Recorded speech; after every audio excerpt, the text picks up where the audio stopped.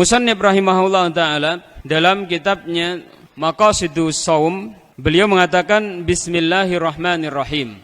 Beliau membuka kitabnya dengan Bismillahirrahmanirrahim. Hal ini sebagaimana yang dilakukan oleh para ulama yang lain, membuka risalah-risalah mereka, taklif-taklif mereka dengan menggunakan Bismillahirrahmanirrahim. Hal ini karena iktidaan bi kitabillah, karena mengikuti penulisan Al-Quranul Karim, yang mana apabila kita lihat penulisan Al-Quran dalam Rasm Utsmani yang telah disepakati oleh seluruh sahabat Rasul Muhammad sallallahu alaihi wa ala alihi wasallam, kalau kita buka pertama kali akan terdapat tulisan apa ikhwah? Bismillahirrahmanirrahim. Dalam rangka mengikuti apa yang dituliskan dengannya Kitabullah Al-Munazzal minallahi subhanahu wa ta'ala, para ulama menulis Bismillahirrahmanirrahim dalam pembukaan kitab-kitab mereka atau dalam tulisan-tulisan mereka. Demikian juga mengikuti sunnah para nabi, dan secara khusus mengikuti sunnah Nabi Muhammad sallallahu alaihi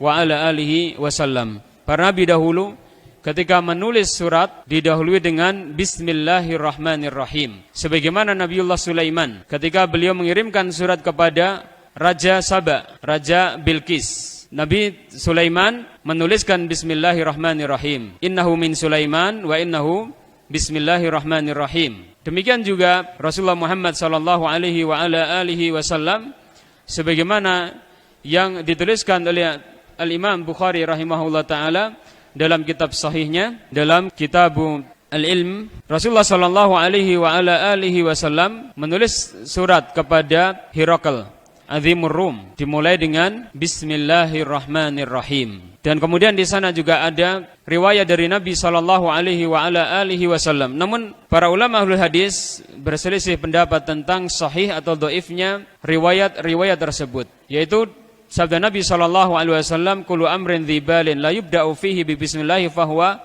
aqta, wa fi riwayatin fahuwa ajdam, wa fi riwayatin fahuwa abtar. Setiap perkara yang memiliki nilai yang penting yang tidak dimulai dengan bismillah, dengan nama penyebutan nama Allah Subhanahu wa taala, maka dia kurang barokahnya. Riwayat ini sebagian ahlul ilmi dari kalangan ulama al-hadis mendhaifkan riwayat ini. Namun kalau kita perhatikan dari sisi maknanya, riwayat ini adalah sahih, menunjukkan kepadanya hadis-hadis yang sahih yang sangat banyak sekali.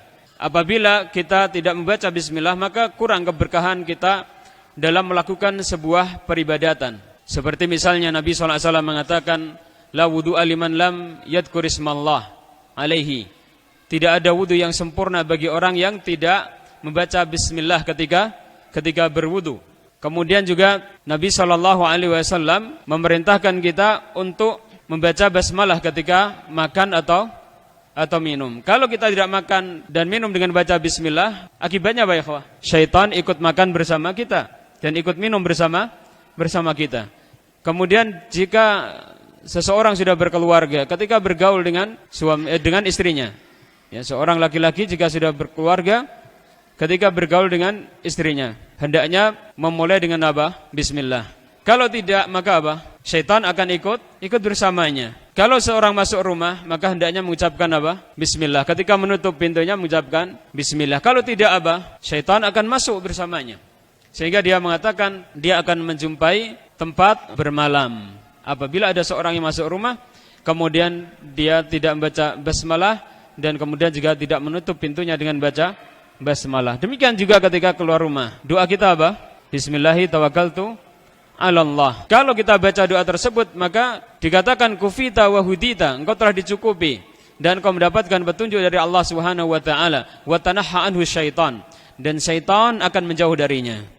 Mafhum mukhalafahnya, kalau kita tidak membaca doa tersebut, maka kita tidak akan dicukupi oleh Allah Subhanahu wa taala, kemudian kita tidak mendapatkan hidayah dan syaitan tidak menjauh dari kita. Di sana ada dalil-dalil yang sangat banyak sekali yang menunjukkan keberkahan membaca lafaz Bismillahirrahmanirrahim. Oleh karena itu, para ulama saking berbarokahnya bismillah mengatakan tidak boleh seseorang ketika melakukan sesuatu yang haram membaca bismillah. Haram hukumnya seseorang melakukan sesuatu yang haram membaca bismillah. Misalnya bismillah kemudian minum khamr, ini haram. Kemudian bismillah kemudian melakukan hal-hal yang haram yang lainnya. Ala kulli hal, kita tidak boleh membaca basmalah ketika kita melakukan sesuatu yang haram. Saking apa? Saking pentingnya kita membaca basmalah dan saking berbarokahnya basmalah. Karena itu haram hukumnya kita membaca basmalah ketika melakukan sesuatu yang diharamkan oleh Allah Subhanahu wa taala.